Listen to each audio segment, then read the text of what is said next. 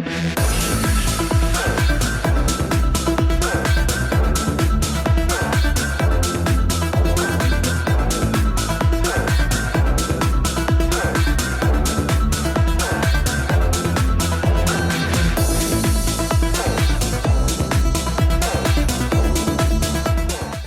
Operation जो चल रहा है हैदराबाद में, मुनीर अब्बासी की सरबराही में, एक सवाल करना चाहूंगा यहाँ पर। अमीन साहब, वैसे लोग कहते हैं कि सिर्फ दिखावा हो रहा है रोड पे, तो आप किसी लोग जो मिलकर खुशी का इजहार कर रहे हैं और जो तालियां बजा रहे हैं, लेकिन सोशल मीडिया में कहा जाता है कि दिखावा किया जा रहा है। सर, सोशल मीडिया ज़्यादातर चलाने वाले वो लोग भी होते हैं जो क्राइम और जराइम करने वाले होते हैं। अमूमी मजमा ये मौजूद है। हाँ भाई, पुलिस के काम से खुश हो? क्या ये सोशल मीडिया नहीं चलाते? ये वो होते हैं जो मंशात फरोश, चोरी का माल खरीदने वाले कबाड़ी और उनके सहूलतकार, वो तनकीद करते हैं। हमें कोई फर्क नहीं पड़ता जब पुलिस बार बार हमारे साथ ऑपरेशन में है, गोया कामयाबी है। ये अभी हैदराबाद के जो कबाड़ी मार्केट के लोग थे, उन्होंने काफी एहतजाज किया, लाठीचार्ज भी हुई, उनसे लिंक मिलता था, आपको क्या लगता है? जी बिल्कुल, देखिए ये जो हैं सारे मंशात फरोश जो पीने वाले हैं, ये जितनी भी चोरियां करते हैं लाम वाला आखिर में जाके कबाड़ में बिकती है। कबाड़ियों में बिला तफरीक कार्रवाई होगी, जो चोरी का माल खरीदते हैं सिर्फ उन पे कार्रवाई होगी।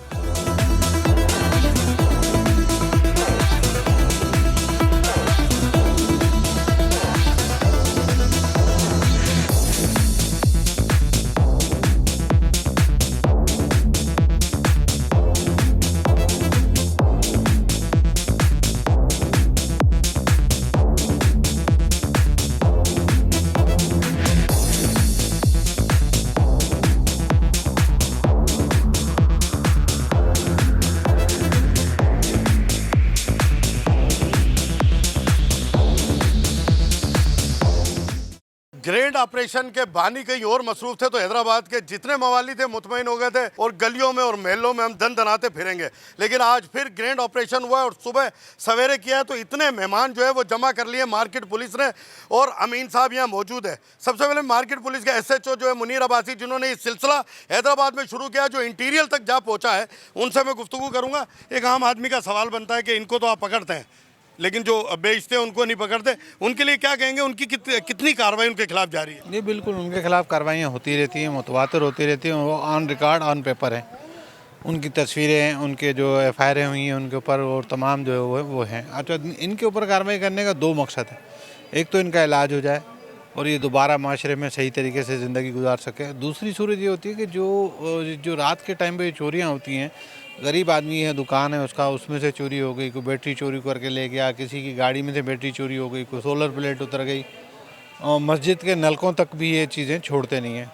तो उस वजह से इनको भेजा जाता है कि जहाँ पे इनका इलाज भी हो जाए और इन चीज़ों की रोकथाम भी हो सके, जो चोरी चकारियाँ होती हैं उसकी वजह से। मार्केट थाने पे आपने कहा कि क्राइम अब ज़ीरो हो गया है, कि डकैती वगैरह चोर नहीं हो। अभी चंद दिन पहले 2 नामी डाकू भी मारे हैं आपने, वो क्या सूरत हाल है? जी देखिए, नहीं, क्राइम जहाँ इंसान है वहाँ माशरे में क्राइम होगा ज़रूर। उसको हम रेशो उसका कम कर सकते हैं। बाज़ टाइम पे ये ज़ीरो भी हो जाता है, बाज़ टाइम पे फिर ऊपर हो जाता है, बाज़ टाइम पे बहुत ही ज़्यादा ऊपर हो जाता है। तो ये एक रेशो होता है, इस पर हमारी मेहनत चलती रहती है। और फ़िलहाल जो हमारा क्राइम है नियर टू ज़ीरो है। मतलब जो छोटे क्राइम हैं वो तो बिल्कुल ही ख़त्म हो चुके हैं। जो बड़ा इक्का दुक्का कोई कभी वारदात हो जाती है तो अल्हम्दुलिल्लाह वो भी हमने ट्रैक की है। अभी तक कोई ऐसी वारदात नहीं है जो हमने ट्रैक नहीं की हो या उसके मुल्ज़मान पकड़े नहीं हो। अमीन भाई, एक आम आदमी का सवाल है, अचीव क्या किया? कि आपने ग्रैंड ऑपरेशन के ज़रिए बहुत सारे सवालात उठते हैं, तो आज ये बताएं अचीव क्या किया? देखिए, सवालात तो उन लोगों की तरफ से होते हैं जो इनके सहूलतकार होते हैं, एक बात। दूसरी बात, आपने कहा जब मैं उम्रे पर गया तो ये सारे आज हमने पकड़े, मुतमईन हो गए थे। मार्केट थाने की हदूद से थोड़े से पकड़े, और इसके एतराफ़ में जो दूसरे थानों की जो सरहद लगती है इस थाने को, उनके पकड़े, क्योंकि वो यहाँ से कुछ ना कुछ चोरी करके आगे पीछे हो जाते हैं। और फ़ायदा आपने रोज़ाना के तौर पर भी आवाम में देखते होंगे। ग्रैंड ऑपरेशन की मकबूलियत, दर हकीकत ग्रैंड ऑपरेशन ये यूनुस अमीन का नहीं है, बल्कि सिर्फ सिंध पुलिस का है। मैं एक हेल्पर हूँ, ये मैं आपको पहले भी वाजे करता रहा हूँ। ये मैं मेरे उसमें दस्तरस में नहीं था कि मैं सारे उठा के लाता या मैं इनको इलाज के लिए दाखिल करता। पुलिस ही उठाती है, पुलिस इनको यहाँ लेकर आती है, पुलिस इनका फीडबैक लेती है, पुलिस इन पर ख़र्चा करती है, वहाँ जाने के बाद हैदी वाले करते हैं। फ़ायदा आप आवाम में देख रहे हैं कि अभी आपको SHO साहब ने बताया कि चोरी ज़ीरो हो चुकी है। तो ये फ़ायदा है कि जब ये जाते हैं, सुधरते हैं, और हमारे इख्तियार में है, हम मेहनत कर सकते हैं। जैसे शान कुरैशी, उसको हमने कैसा बनाया, स्टार बनाया। अब वो जाके दोबारा हीरोइन बन जाए, वो उसका फेल है, उसके घर वालों का फेल है। अब ये अगर आपको 30-35 लोग नजर आ रहे हैं, अगर ये मंशियात के आदी हैं, लाजमी बात है कि इनके घर वाले मौजूद हैं। अगर घर वालों ने इनको संभाला होता तो ये रोड पर नजर नहीं आते।